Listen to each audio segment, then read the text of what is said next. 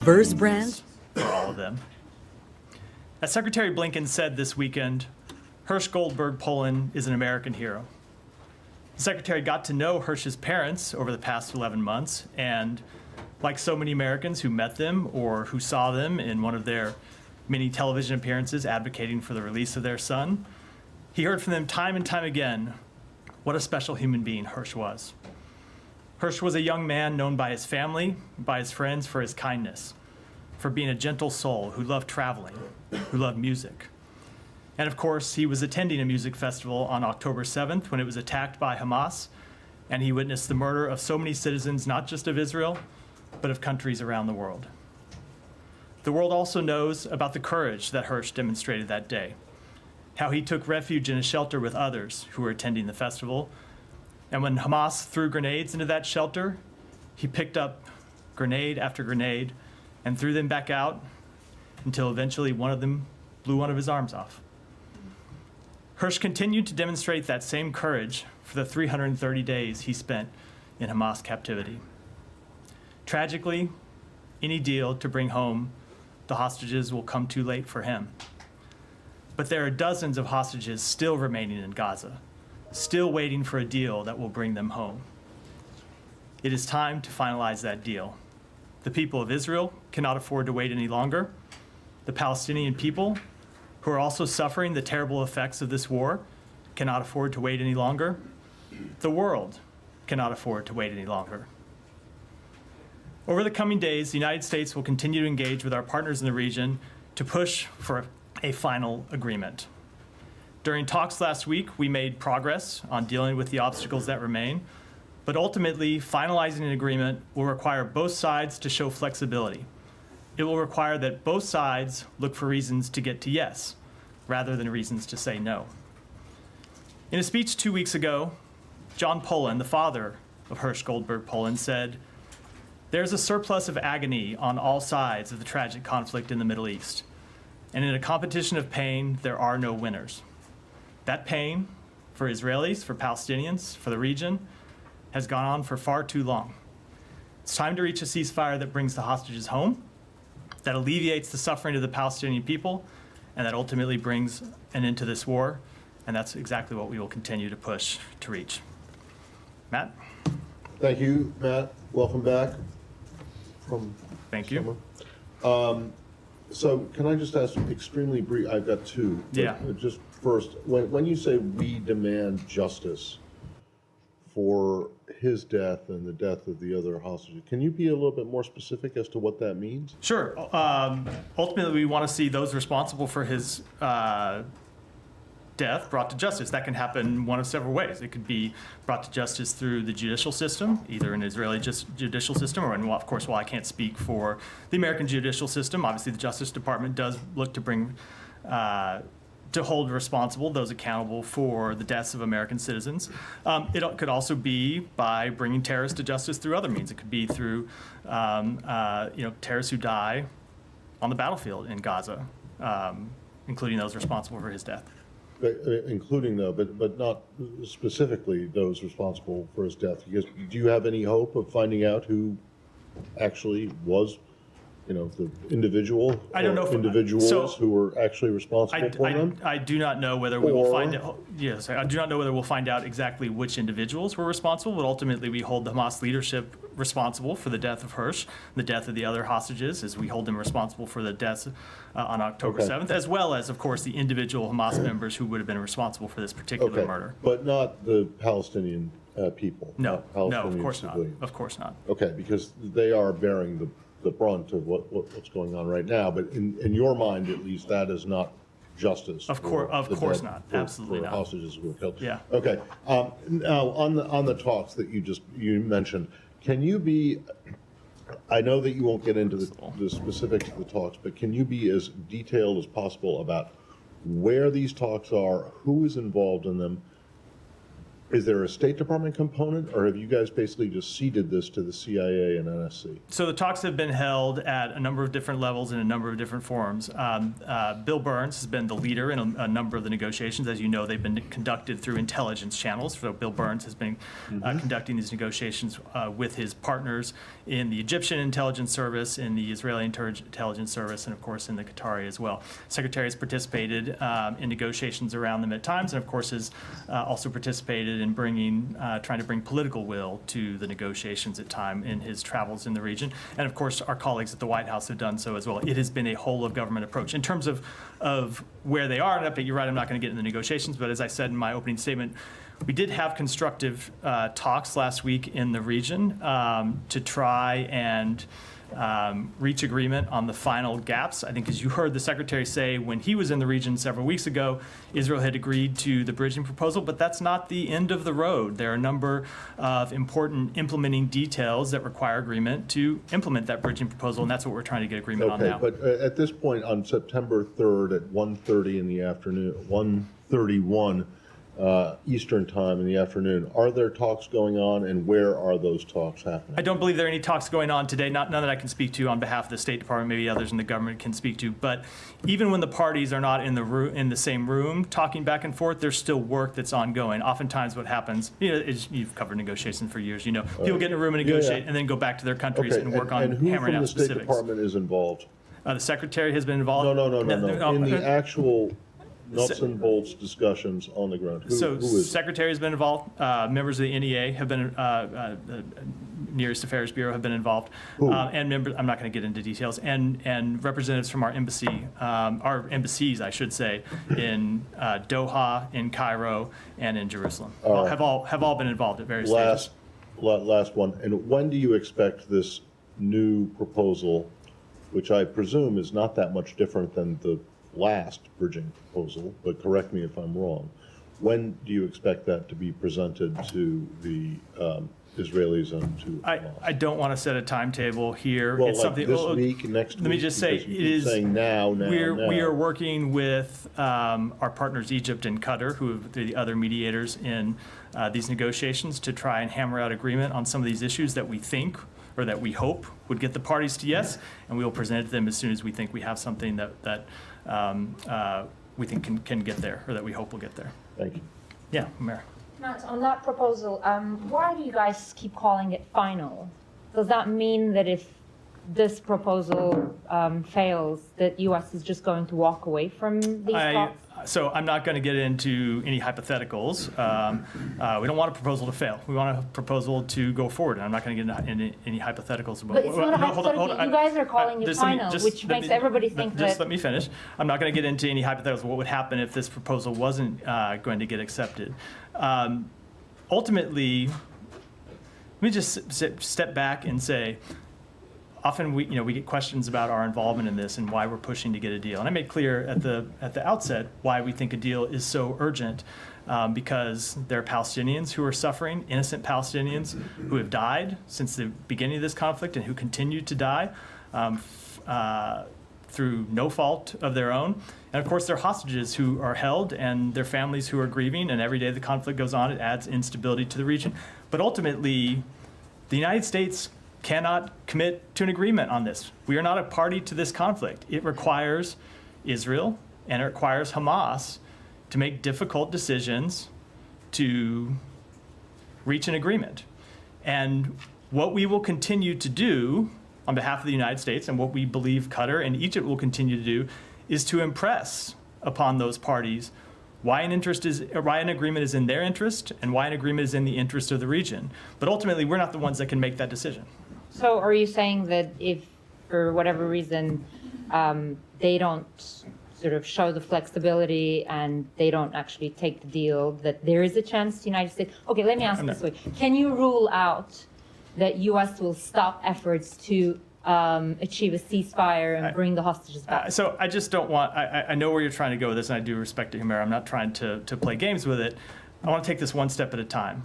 We are working day and night to try to get an agreement over the line, because we believe an agreement is manifestly in the interests of all the parties involved. We are going to continue to try and get an agreement over the line. We're going to work to put a proposal together with Egypt and with Qatar that we believe both parties should accept, and I will leave it at that for now. In light of what the president said over the weekend, does the U.S. government believe that Prime Minister Netanyahu also share the same level of urgency that you guys have? I will let the Prime Minister speak for himself. We obviously believe this is an urgent matter.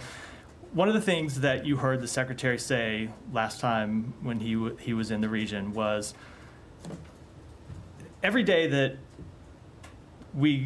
goes by without an agreement, there are risks. Obviously, one of the risks is region-wide conflict that we've worked to try and avoid. Another risk is the continued loss of innocent Palestinian lives. But one of them, and he mentioned this explicitly, I know you were on the trip, is that hostages could die.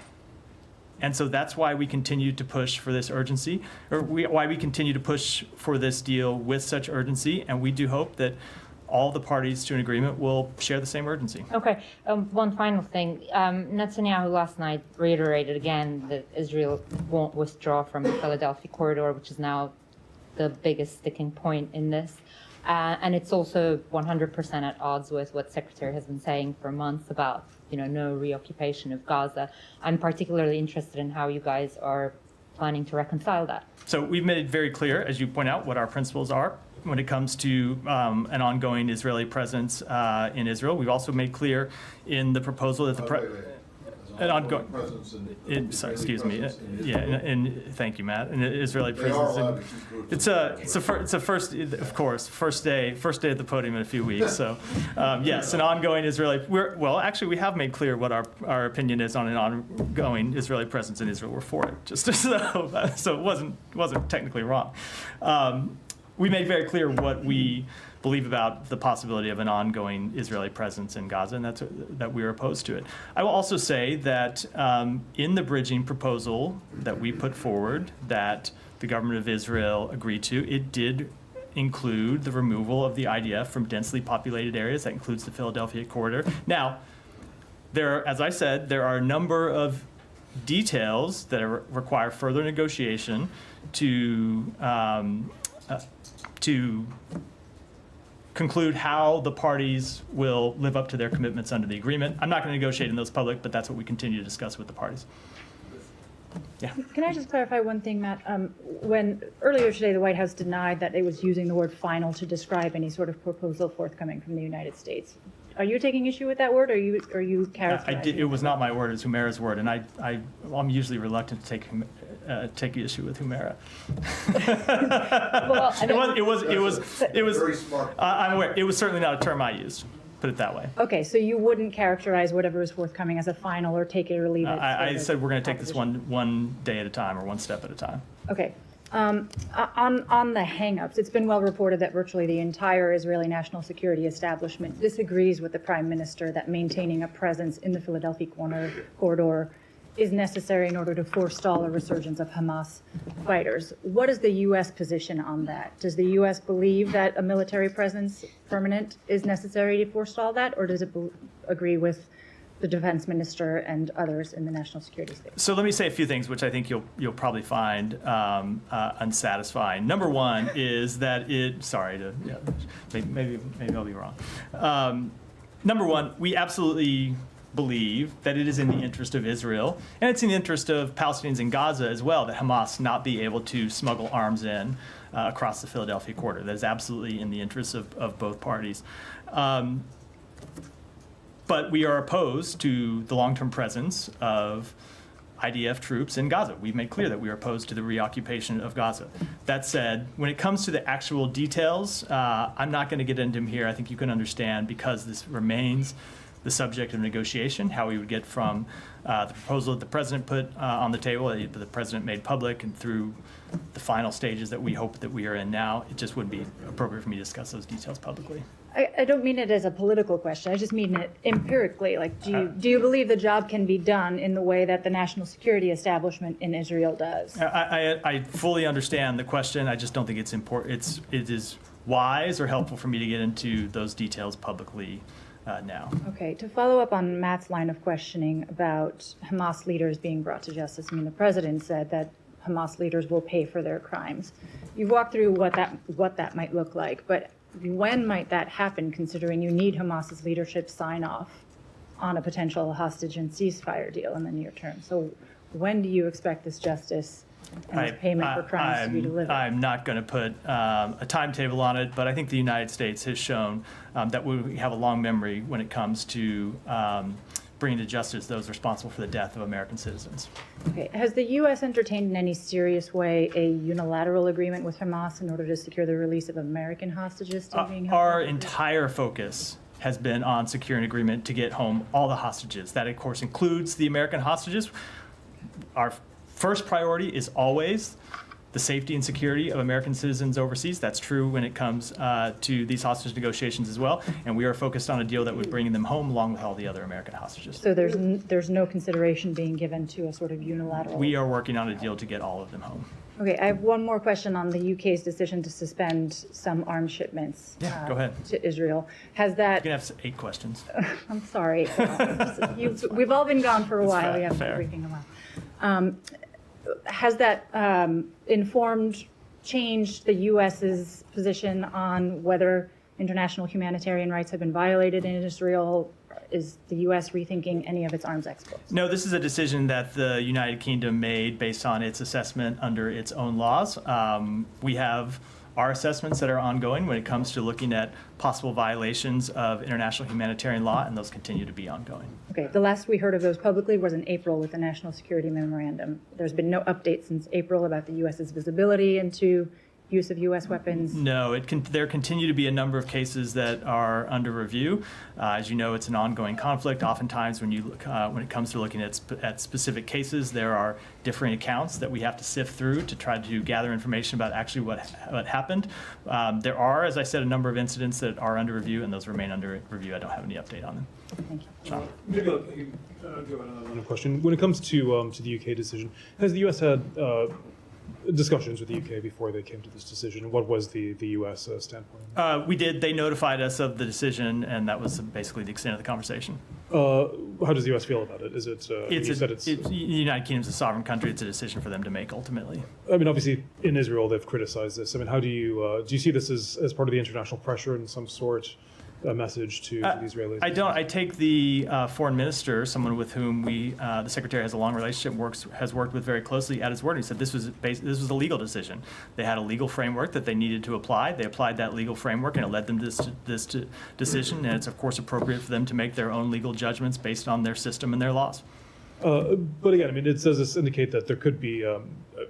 You say it's their own independent decision, but could they be onto something? I mean, is this something that could inform potentially how the U.S. would think in the future? No, I think you have to remember that these are different countries with different laws, different systems, and But so the same situation. Same situation, but you apply the facts based on your own legal systems. They came to this conclusion.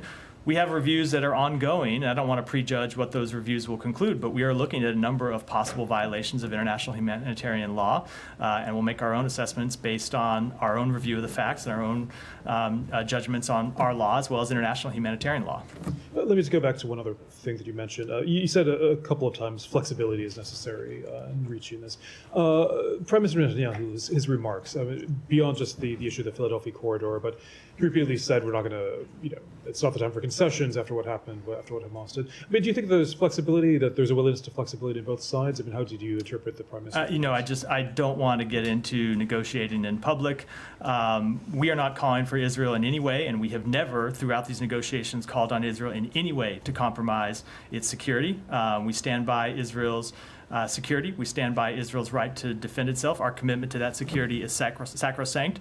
And we also believe that one of the important steps Israel can take to protect its national security is securing the release of its own citizens, and of course securing the release of American citizens and securing the release of citizens of other countries. And so we're going to continue to push them to get to yes in this agreement, as we know Egypt and Qatar are pushing Hamas to get to yes.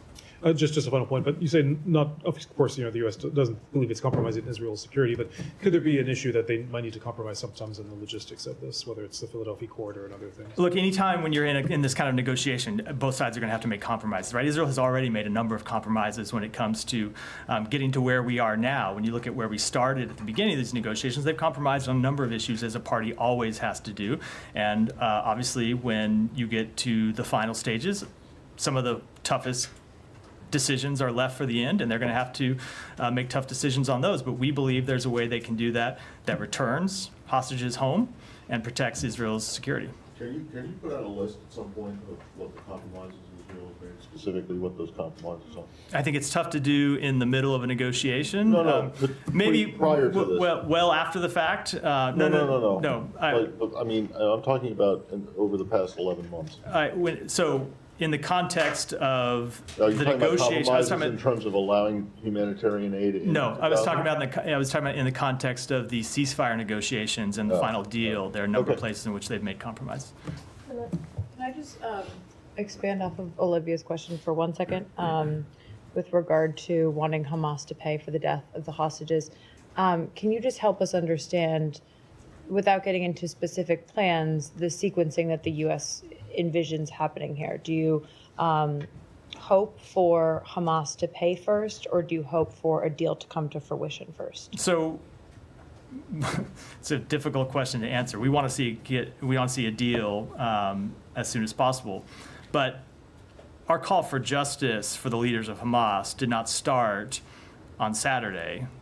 It started on October 7th, right? So we have been calling for the leaders of Hamas and those responsible for the crimes of October 7th to be brought to justice since October 7th.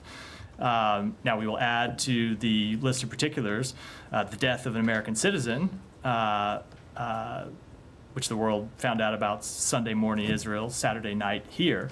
But we have been calling for Hamas leaders and anyone responsible for acts of terrorism to be brought to justice since October 7th, and of course, in other cases, well before October 7th. So essentially, you're pursuing both of those goals, and whichever one comes to fruition first is the one you'll go with?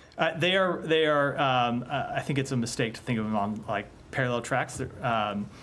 We have long called for Hamas to be brought to justice. That continues to be an overwhelming priority of the United States. I think it should be an overwhelming priority of the world to see Hamas Sure, brought but to the justice. U.S. hasn't put boots on the ground in Gaza to go after any of those Let me say it this way. leaders. Look, if the leadership of Hamas was not in place, you'd have an easier time getting to a ceasefire, I think, if Hamas was not in place at Gaza at all. That's not the reality we face, so we have to face this reality where we, at the same time, we want to bring the leaders of Hamas to justice. We are also trying to pursue a ceasefire because they're the ones, of course, who are the terrorist organization in Gaza that continues to hold American citizens and others hostages. So after this weekend, though, it is striking that you guys have repeatedly, talked about bringing Hamas to justice and making Hamas pay in recent days.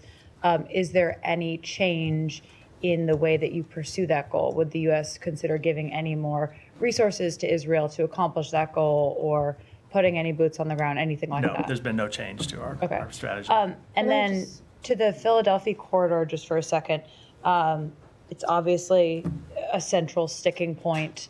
Does it have to be part of the next proposal?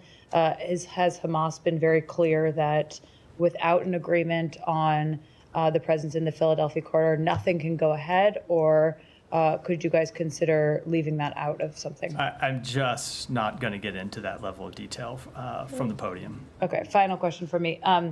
U.S. elections coming up. Have you seen any indication that either side, Israel or Hamas, are looking to those elections and factoring into the way that they approach these talks? Not that I'm aware of, no. Can I follow up on this? And I have a couple of quick questions. When Israel called for justice against Hamas leaders, they actually assassinated Ismail Haniyeh. So when you're calling for justice against Hamas leaders, you're not calling for assassination of the leaders, because that's against U.S. policy. Just want to clarify that. Correct. But I will say U.S. policy, when it comes to U.S. policy, we have long made clear that our first priority when it comes to terrorists is to see terrorists apprehended and brought to the United States to stand trial for their crimes. There are times when the U.S. cannot apprehend a terrorist because where they are on a battlefield, we don't have troops there, we don't have the ability to apprehend them. And so we do pursue other means to bring a terrorist to justice. That's true for Israel. It's true for other countries as well. Okay. Well, I guess that's the same with Bin Laden. That's probably what you're referring Correct. to. And many others over the years. Okay. The secretary has been to the region 9 times. Can you tell us what went wrong in his understanding or in the party's understanding of why this agreement could not be reached? Till we're talking now on whether we're using the word final or not. What happened? So I don't think there's anything that happened. As the secretary said when he was there, Israel had agreed to the bridging proposal. We still need Hamas to agree to the bridging proposal. But as I said, I think in response to Humaira's question, maybe it was Matt's, the bridging proposal wasn't the end of the road. As he made clear when he was there were a number of implementing details that we needed to reach agreement on to ensure that the parties would adhere to their commitments under the bridging proposal. And we continue to work to get agreement on all those and ultimately to put a proposal forward that we hope can bring the parties to agreement. Hamas spokesman said that they've been given instruction that if an Israeli military operation is conducted to release hostages, they've been given its instruction. So I assume is to kill them. So this is as a result of the operation that the Israeli did in June that resulted in the release of 3 hostages and the killing of 200 Palestinians. Do you believe, the administration believe, that hostages can be released in any other way but negotiation? Sure, hostages can be rescued. Israel has rescued hostages, and the same way the United States has rescued hostages, not Gaza, but other places around the world, and other hostages have been rescued. So it's not to rule out the possibility of hostage rescues. They can take place. But we have always been clear that it would not be possible to rescue all of the hostages, both because of Hamas's depravity and because just the sheer task of trying to find those hostages and successfully rescue them would prove something that would be too much for Israel, for any country. So we have always been clear that the path to bringing those hostages home and reuniting them with their families was at the negotiating table, not just by rescuing them. I also can't let the moment to pass just to comment on that reported order from Hamas. Sometimes we talk about the negotiations between Israel and Hamas and talk about them as two, and people think about them as two equal parties.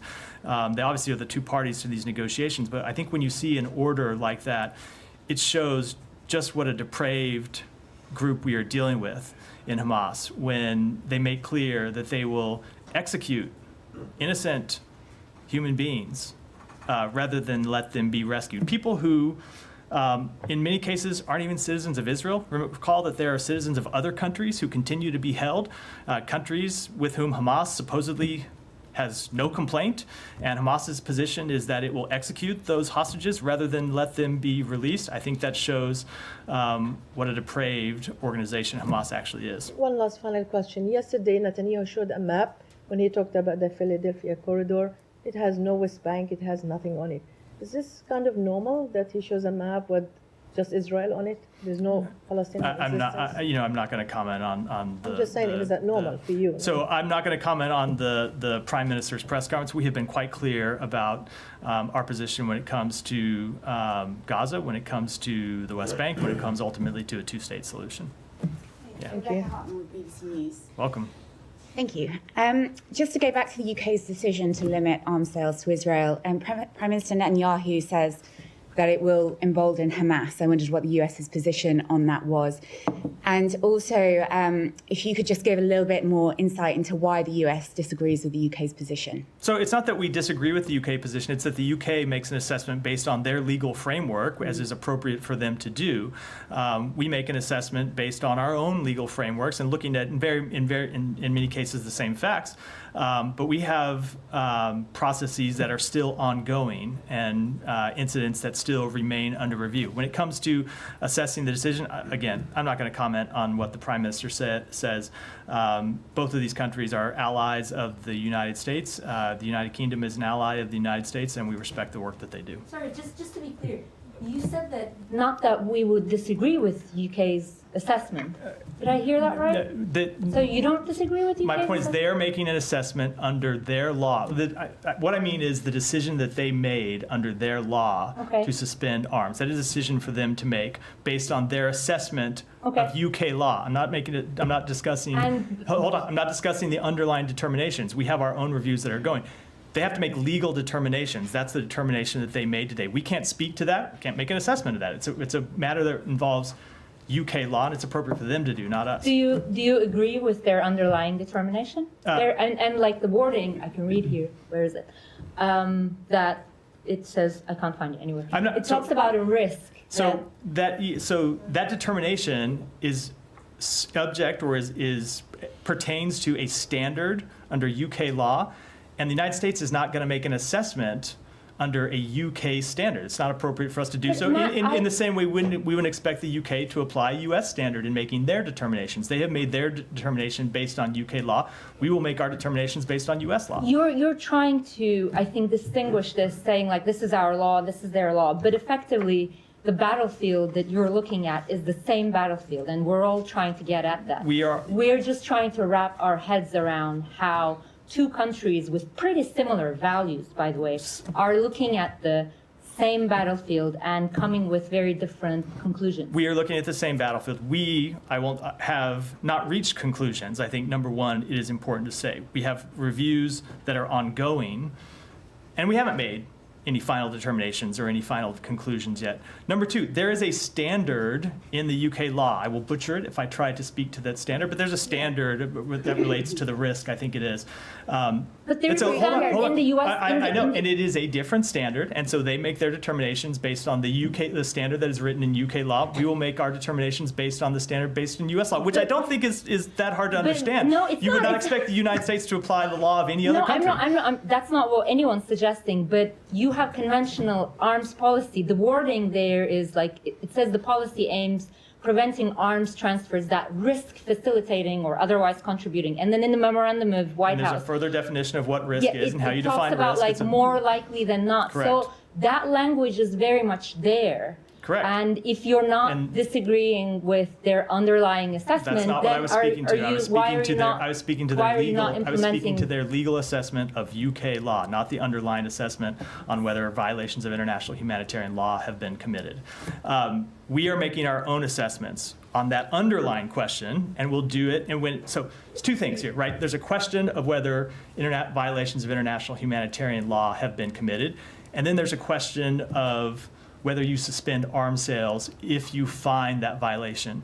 And there is a standard for when you suspend arms sales in UK law. There's a standard when you suspend arms sales But it's- in this US is law. about the risk No, hold on. and I know safety exactly, and threshold. they are different standards, and we will look and apply the law based on US code. Okay, based on what you just said, 1 and 2, there is the risk of IHI violations, and then when you take action.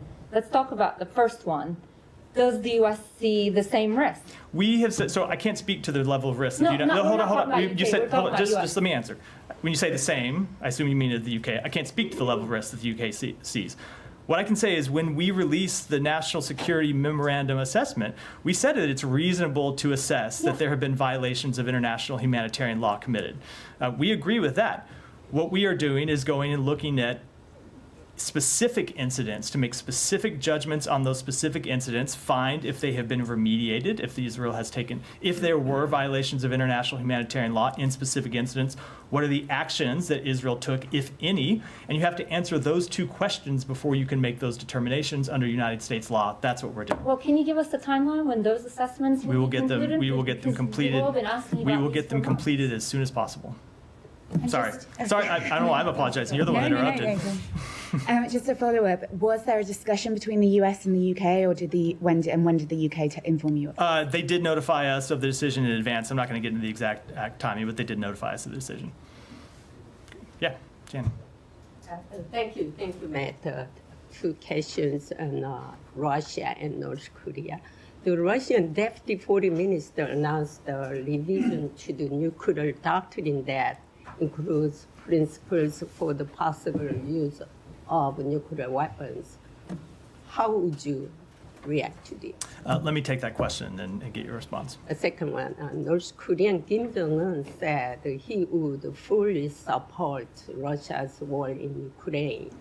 What impact do you think this will have on Ukraine armed North Korea? So we've already seen the impact for Ukraine of North Korea supporting that war when it comes to transferring weapons that have shown up on the battlefield, and we will continue to take action to hold Russia accountable for its actions in Ukraine and to hold North Korea accountable for its support for that war.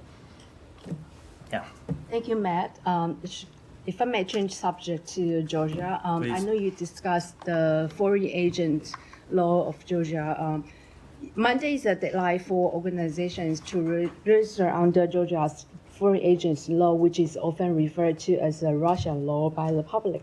Do you have any update on that, including U.S. travel bans to certain Georgian officials? So the Georgia government continues to move in a deeply troubling direction, one that moves the country further away from its Euro-Atlantic trajectory, which the Georgian people we know overwhelmingly desire.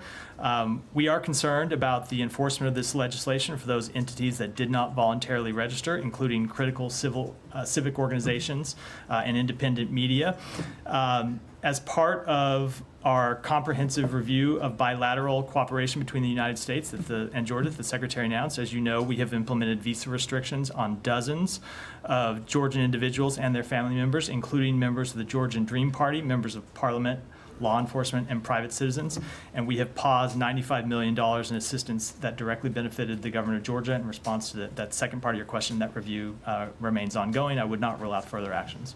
And on U.S. relationship to China, National Security Advisor Jake Sullivan has returned from last week's talk in China, and leaders from the two countries are expected to have phone call in coming weeks, followed by face-to-face talks. Can you talk about the top items on State Department's agenda regarding the U.S.-China relationship, and then can you give us an idea of high-level communications between the two countries, officials from the two countries, look like in September? Yeah, so in terms of issues that will make progress on, there's one overarching issue, and that is ensuring that the relationship between the United States and China, which is probably the most consequential relationship in the world, does not veer from competition into conflict. And that's why the diplomacy that we have been conducting under the President's leadership has been so critical to making sure that where there are areas of differences, we openly discuss those differences and make sure we at least understand where the other one's coming from, even if we can't reach agreement. But then there are other areas in which we hope to make progress, and those are the areas in which the President Biden and President Xi agreed to work together at Woodside in November. So cooperation on counter-narcotics, on sustaining military communications, on talks on AI risk and safety, and strengthening people-to-people exchanges. We look to continue to make progress with China on all of those issues. Related? Yeah. Thanks, Matt. Given what you just said about U.S.-China relations, over the weekend, the Pacific Island Forum removed a version of its communique that referred to Taiwan as a developing partner, which was based on a 1992 agreement allowing Taiwan to play a role in that entity leaders meeting. Now, under pressure from China, that line, reference to Taiwan as a developing partner, was removed from their communique, and a new one has been reposted. I was wondering if the State Department has any, if you have any comments on that. So I won't speak to the decision, to that decision, but of course, our One China policy has not changed. Are you aware if National Security Advisor Jake Sullivan brought this up in his meeting with last week? So as always, I will let the White House speak to meetings that the National Security Advisor had. Alex. Thank you. Going back to Ukraine, Vital shared some reaction to today's Poltava strike, which is, one of a number of strikes throughout the past week. Yesterday, the president told us that he has been clear about the boundaries of U.S. support to Ukraine, what we can do, what we cannot do. Can you please speak to why you can't do what you can't do.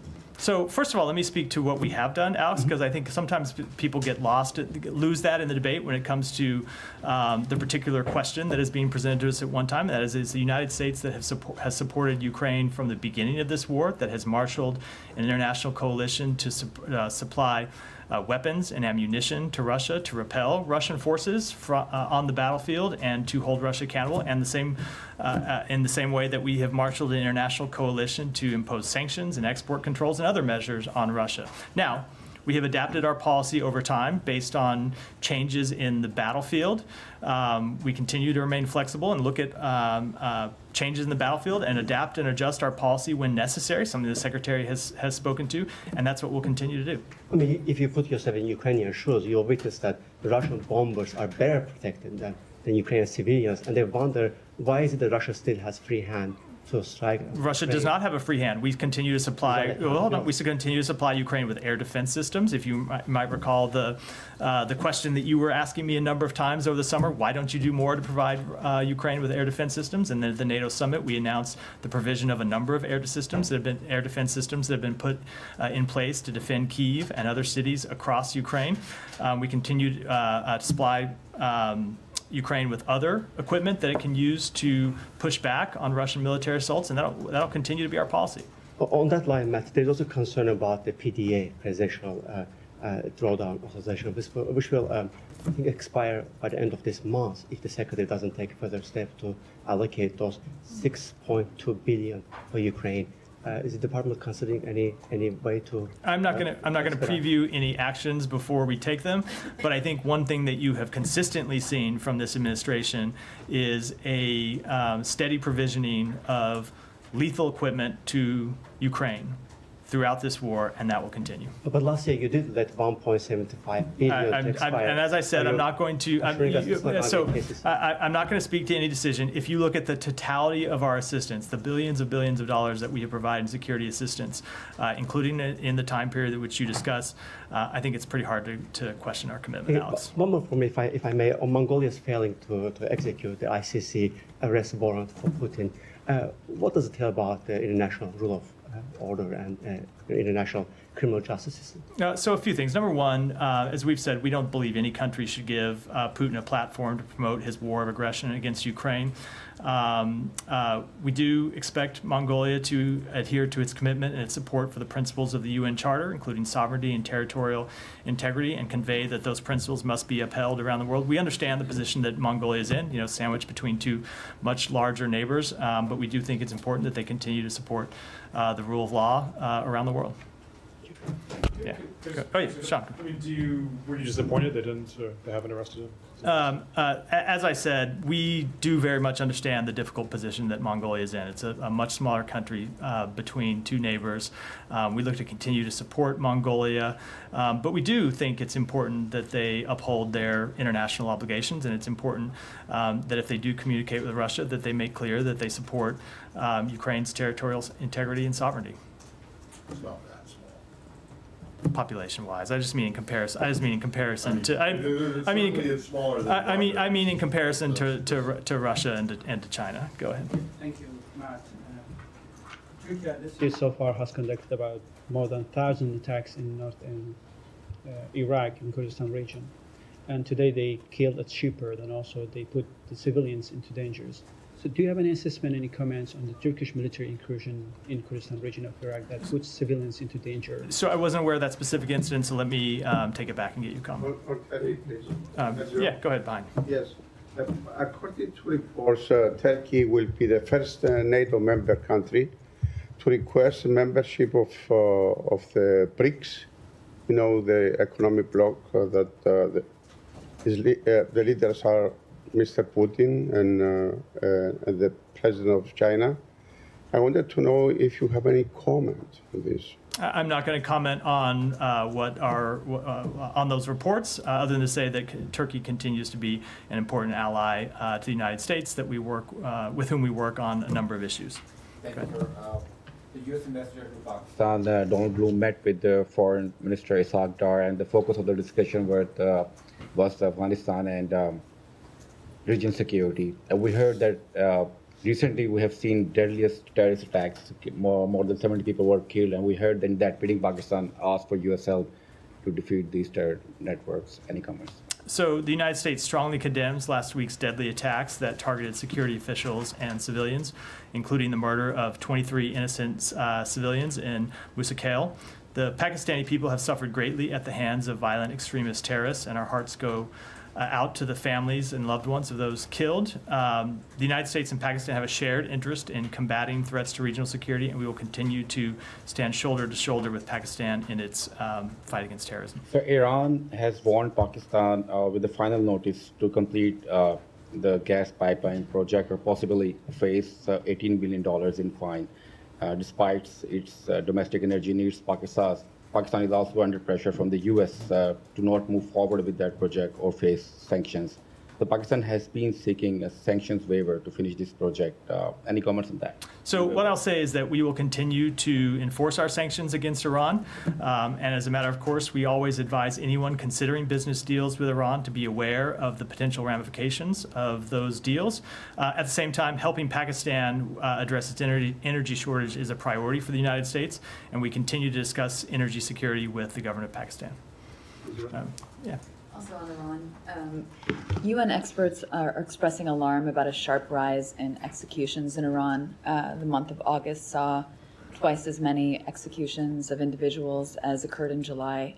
Is the U.S. concerned about this trend? Do you have any further comment? We do remain concerned about the number of executions in Iran, and most importantly, how those executions are carried out. And that's the end of a judicial process that can in no way be described as providing fair trials. It can no way be described as independent. It's one of a number of violations of human rights that we see Iran continue to take, and it's why we continue to enforce our sanctions to hold Iran accountable for those actions. Yeah.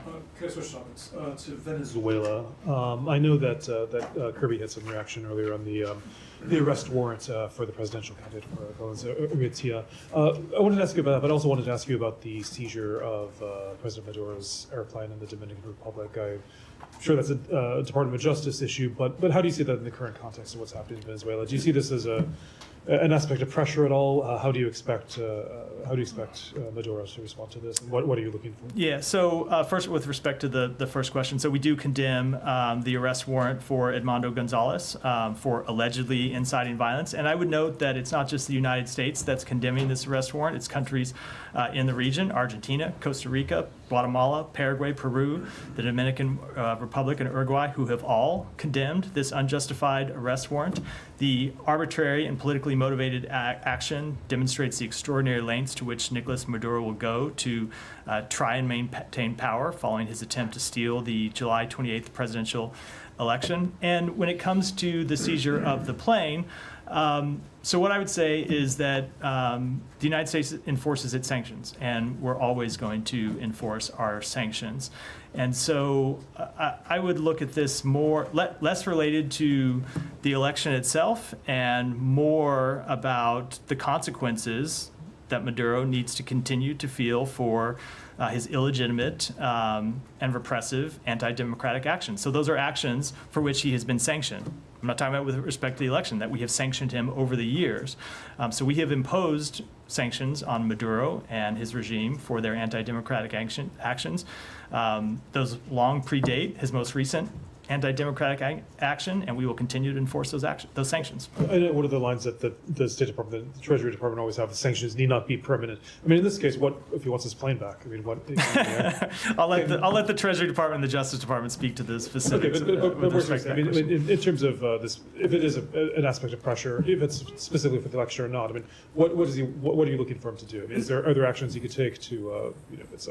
So I will say, when it comes to there's two ways to answer the question. One is to look at all of the various actions over the years for which we have sanctioned the Maduro regime and Maduro himself, and we would look to see him reverse those actions. But when you look at the most acute issue, obviously it's his attempt to steal the presidential election. So there are a number of things that we have called on him to do: to stop cracking down on dissent, to release the actual tally sheets, which he still has not done, and to get Venezuela back on its democratic path, something we have called for him to do. He has not shown a willingness to do so. And so in coordination with our partners, we are considering a range of options to demonstrate to Maduro and his representatives that their illegitimate and repressive actions in Venezuela have consequences.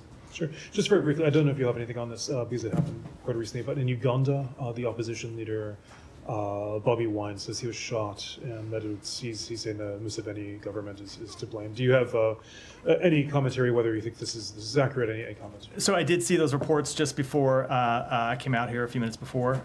We are concerned that violence against opposition voices means the democratic space continues to shrink in Uganda.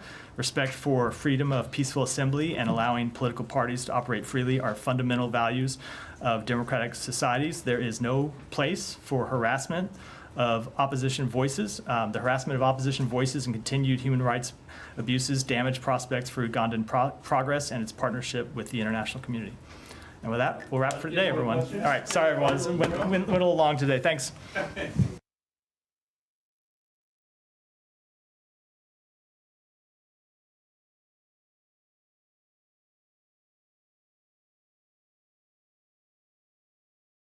Offer a distinct personality to cater to